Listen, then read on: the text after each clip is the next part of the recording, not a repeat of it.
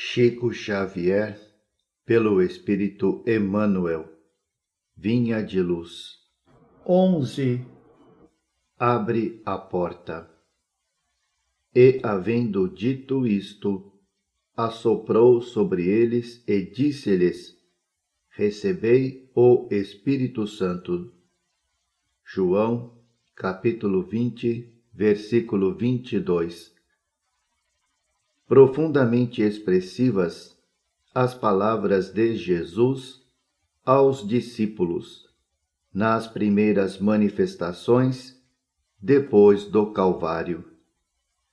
Comparecendo à reunião dos companheiros, espalha sobre eles o seu espírito de amor e vida, exclamando: Recebei o Espírito Santo.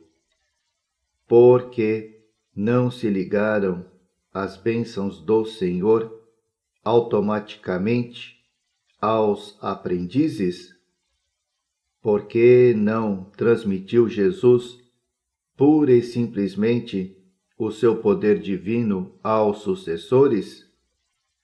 Ele, que distribuíra dádivas de saúde, bênçãos de paz, recomendava aos discípulos recebessem os divinos dons espirituais. Por que não impor semelhante obrigação? É que o Mestre não violentaria o santuário de cada filho de Deus, nem mesmo por amor. Cada espírito guarda seu próprio tesouro e abrirá suas portas sagradas à comunhão com o Eterno Pai.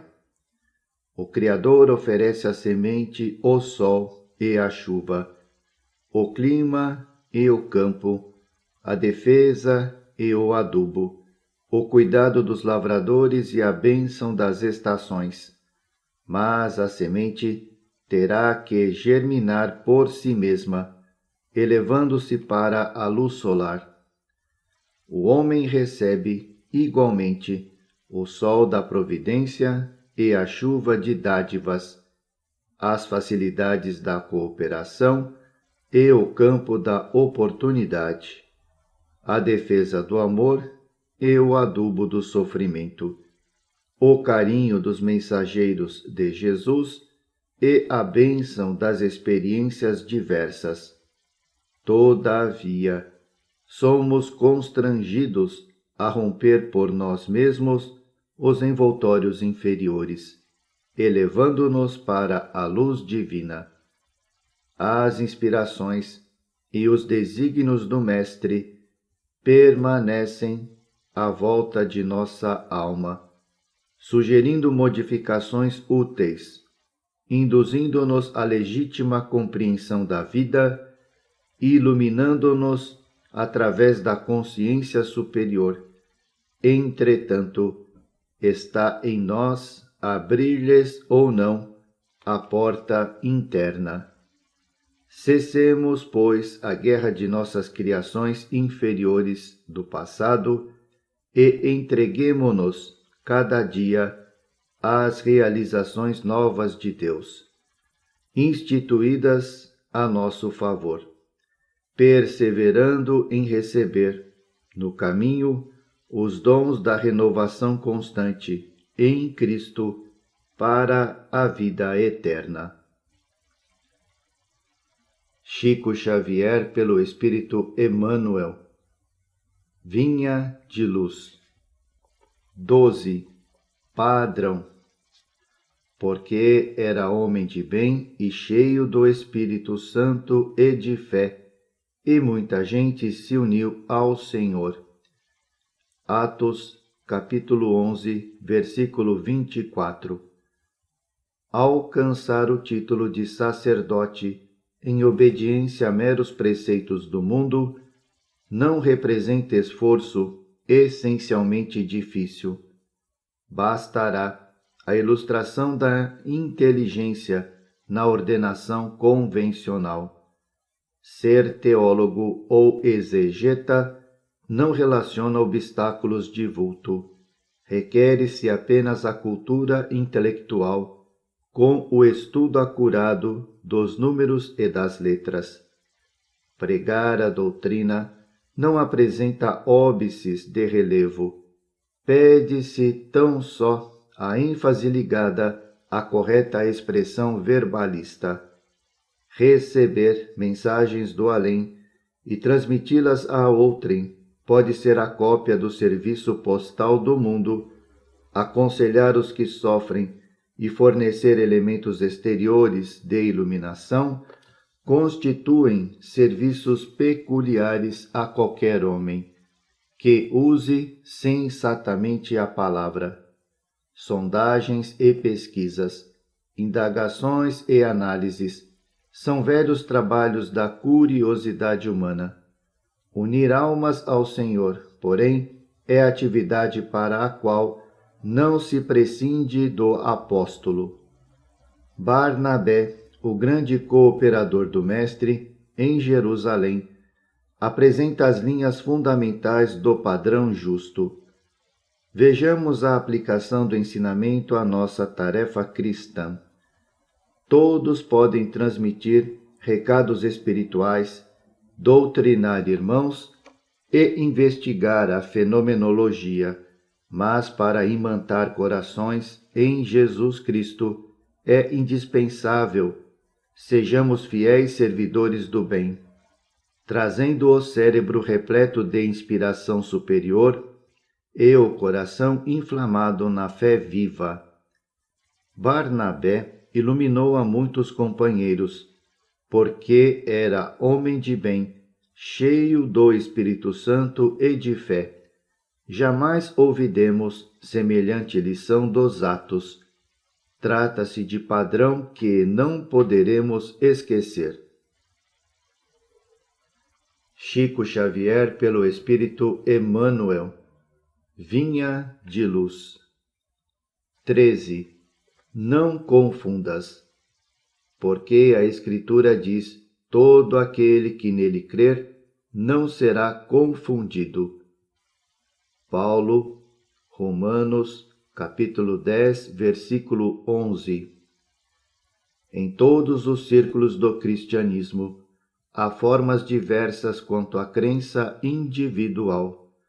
Há católicos romanos que restringem ao padre o objeto de confiança, reformistas evangélicos que se limitam a fórmula verbal e espiritistas que concentram todas as expressões da fé na organização mediúnica.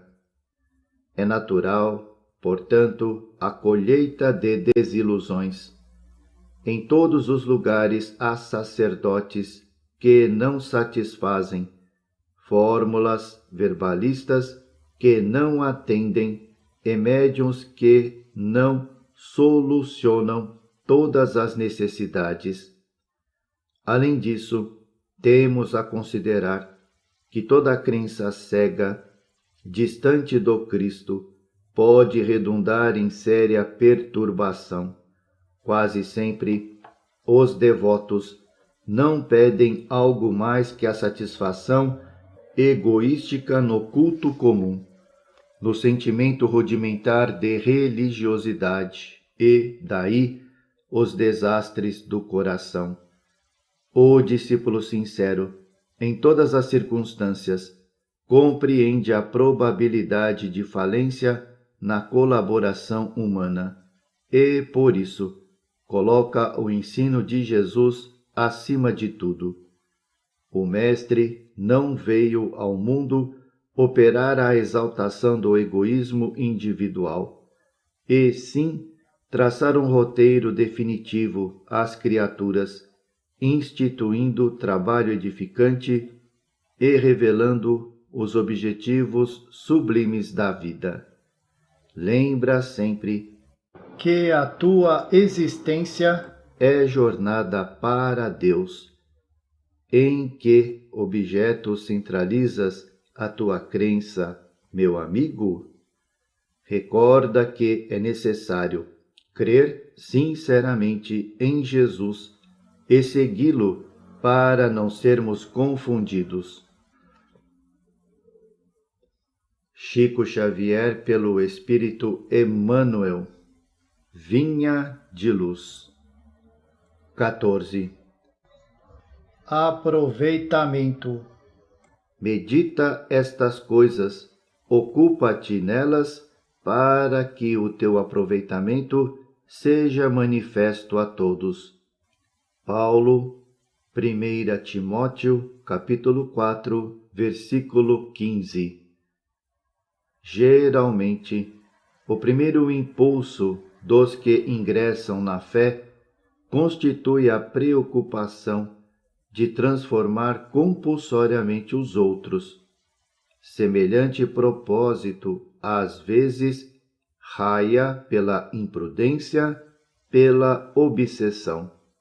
O novo crente flagela a quantos lhe ouvem os argumentos calorosos, azorragando costumes, condenando ideias alheias e violentando situações, esquecido de que a experiência da alma é laboriosa e longa e de que há muitas esferas de serviço na casa de nosso Pai. Aceitar a boa doutrina, decorar-lhe as fórmulas verbais e estender-lhe os preceitos são tarefas importantes, mas aproveitá-las é essencial. Muitos companheiros apregoam ensinamentos valiosos, todavia, no fundo, estão sempre inclinados a rudes conflitos, em face da menor alfinetada no caminho da crença. Não toleram pequeninos aborrecimentos domésticos e mantêm verdadeiro jogo de máscara em todas as posições. A palavra de Paulo, no entanto, é muito clara. A questão fundamental é de aproveitamento. Indubitável que a cultura doutrinária representa a conquista imprescindível ao seguro ministério do bem. Contudo, é imperioso reconhecer que se o coração do crente ambiciona a santificação de si mesmo, a caminho das zonas superiores da vida, é indispensável se ocupe das coisas sagradas do Espírito, não por vaidade, mas porque o seu justo aproveitamento seja manifesto a todos. Chico Xavier pelo Espírito Emmanuel. Vinha de luz. 15. Não entendem. Querendo ser doutores da lei e não entendendo nem o que dizem, nem o que afirmam. Paulo, 1 Timóteo, capítulo 1, versículo 7. Em todos os lugares surgem multidões que abusam da palavra. Avivam-se discussões destrutivas na esfera da ciência, da política, da filosofia, da religião. Todavia, não somente nesses setores da atividade intelectual se manifestam semelhantes desequilíbrios. A sociedade comum, Em quase todo o mundo, é campo de batalha nesse particular, em vista da condenável influência dos que se impõem por doutores em informações descabidas. Pretensiosas autoridades, nos pareceres gratuitos, espalham a perturbação geral, adiam realizações edificantes, destroem grande parte dos germes do bem, envenenam fontes de generosidade e fé e, sobretudo, alterando as correntes do progresso, convertem os santuários domésticos em trincheiras da hostilidade cordial. São esses envenenadores inconscientes que difundem a desarmonia, não entendendo o que afirmam.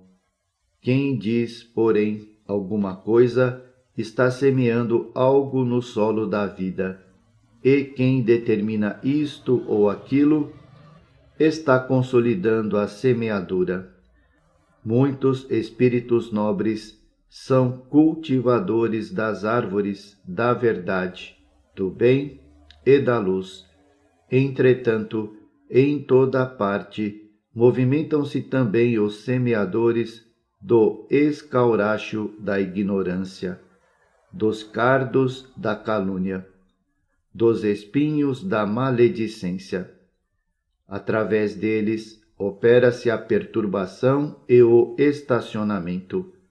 Abusam do verbo, mas pagam a leviandade a dobrado preço, porquanto, embora desejem ser doutores da lei, e por mais intentem confundir-lhe os parágrafos, e ainda que dilatem a própria insensatez por muito tempo, mais se aproximam dos resultados de suas ações, no círculo das quais essa mesma lei lhes impõe as realidades da vida eterna, através da desilusão, do sofrimento e da morte.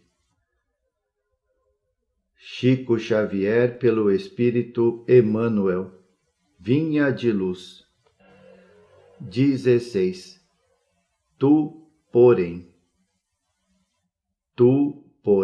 fala o que convém à sã doutrina. Paulo, Tito, capítulo 2, versículo 1. Desde que não permaneças em temporária inibição do verbo, serás assediado a falar em todas as situações. Convocar-te-ão à palavra os que desejam ser bons e os deliberadamente maus, os cegos das estradas sombrias e os caminheiros das sendas tortuosas. Corações perturbados pretenderão arrancar-te expressões perturbadoras. Caluniadores induzir-te-ão a caluniar. Mentirosos levar-te-ão a mentir. Levianos tentarão conduzir-te à leviandade. Ironistas buscarão localizar-te a alma no falso terreno do sarcasmo. Compreende-se que procedam assim, porquanto são ignorantes, distraídos da iluminação espiritual, cegos desditosos sem o saberem, vão de queda em queda, desastre a desastre, criando a desventura de si mesmos. Tu, porém, que conheces o que eles desconhecem, que cultivas na mente valores espirituais que ainda não cultivam, toma cuidado em usar o verbo, como convém ao Espírito do Cristo, que nos rege os destinos. É muito fácil falar aos que nos interpelam, de maneira a satisfazê-los, e não é difícil replicar-lhes, como convém, aos nossos interesses e conveniências particulares. Todavia, dirigirmo-nos aos outros com a prudência amorosa e com a tolerância educativa, como convém à sã doutrina do Mestre, é tarefa complexa e enobrecedora, que requisita a ciência do bem no coração e o entendimento evangélico nos raciocínios. Que os ignorantes e os cegos da alma falem desordenadamente, pois não sabem nem veem. Tu, porém, acautela-te nas criações verbais, como quem não se esquece das contas naturais a serem acertadas no dia próximo. Chico Xavier, pelo Espírito Emmanuel. Vinha de Luz. 17. auxílio eficiente. E, abrindo a sua boca, os ensinava. Mateus capítulo 5, versículo 2. O homem que se distancia da multidão raramente assume posição digna à frente dela. Em geral, quem recebe autoridade cogita de encastelar-se em zona superior. Quem alcança patrimônio financeiro elevado costuma esquecer os que lhe foram companheiros do princípio e traça linhas divisórias humilhantes para que os necessitados não o aborreçam. Quem aprimora a inteligência quase sempre abusa das paixões populares, facilmente exploráveis. E a massa, na maioria das regiões do mundo, prossegue relegada a si própria. A política inferior converte-a em joguete de manobra comum. O comércio desleal nela procura o filão de lucros exorbitantes. O intelectualismo vaidoso envolve-a nas expansões do pedantismo que lhe é peculiar. De época em época, a multidão é sempre objeto de escárnio ou desprezo pelas necessidades espirituais que lhe caracterizam os movimentos e atitudes. Raríssimos são os homens que a ajudam a escalar o monte iluminativo. Pouquíssimos mobilizam recursos no amparo social. Jesus, porém, traçou o programa desejável, instituindo o auxílio eficiente. Observando que os filhos do povo se aproximavam dele, começou a ensinar-lhes o caminho reto, dando-nos a perceber que a obra educativa da multidão desafia os religiosos e cientistas de todos os tempos. Quem se honra, pois, de servir a Jesus, imite-lhe o exemplo. Ajude o irmão mais próximo a dignificar a vida, a edificar-se pelo trabalho sadio e a sentir-se melhor. Chico Xavier, pelo Espírito Emmanuel, Vinha de Luz. 18. Ouçamos atentos. Buscai primeiro o reino de Deus e sua justiça. Jesus, Mateus capítulo 6, versículo 33. Apesar de todos os esclarecimentos do Evangelho, os discípulos encontram dificuldade para equilibrarem convenientemente a bússola do coração. Recorre-se à fé, na sede de paz espiritual, no anseio de luz, na pesquisa da solução aos problemas graves do destino. Todavia, antes de tudo, o aprendiz costuma procurar a realização dos próprios caprichos, o predomínio das opiniões que lhe são peculiares, a subordinação de outrem aos seus pontos de vista, a submissão dos demais à força direta ou indireta de que é portador, a consideração alheia ao seu modo de ser, a imposição de sua autoridade personalíssima, os caminhos mais agradáveis, as comodidades fáceis do dia que passa, as respostas favoráveis aos seus intentos e a plena satisfação própria no imediatismo vulgar. Raros aceitam as condições do discipulado. Em geral, recusam o título de seguidores do Mestre. Querem ser favoritos de Deus. Conhecemos, no entanto, a natureza humana da qual ainda somos partícipes, não obstante a posição de espíritos desencarnados. e sabemos que a vida burilará todas as criaturas nas águas lustrais da experiência. Lutaremos, sofreremos e aprenderemos nas variadas esferas de luta evolutiva e redentora, considerando, porém, a extensão das bênçãos que nos felicitam a estrada. Acreditamos seria útil à nossa felicidade e equilíbrio permanentes ouvir com atenção as palavras do Senhor. Buscai primeiro o reino de Deus e sua justiça. Chico Xavier, pelo Espírito Emmanuel, Vinha de Luz. 19. Escutar bem.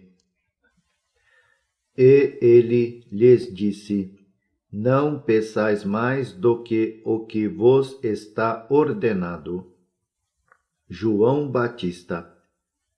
Lucas capítulo 3, versículo 13. A advertência de João Batista, a massa inquieta, é dos avisos mais preciosos do Evangelho. A ansiedade é inimiga do trabalho frutuoso. A precipitação determina desordens e recapitulações consequentes. Toda atividade edificante reclama entendimento. A palavra do precursor não visa anular a iniciativa ou diminuir a responsabilidade, mas recomenda espírito de precisão e execução nos compromissos assumidos. As realizações prematuras ocasionam grandes desperdícios de energia e atritos inúteis.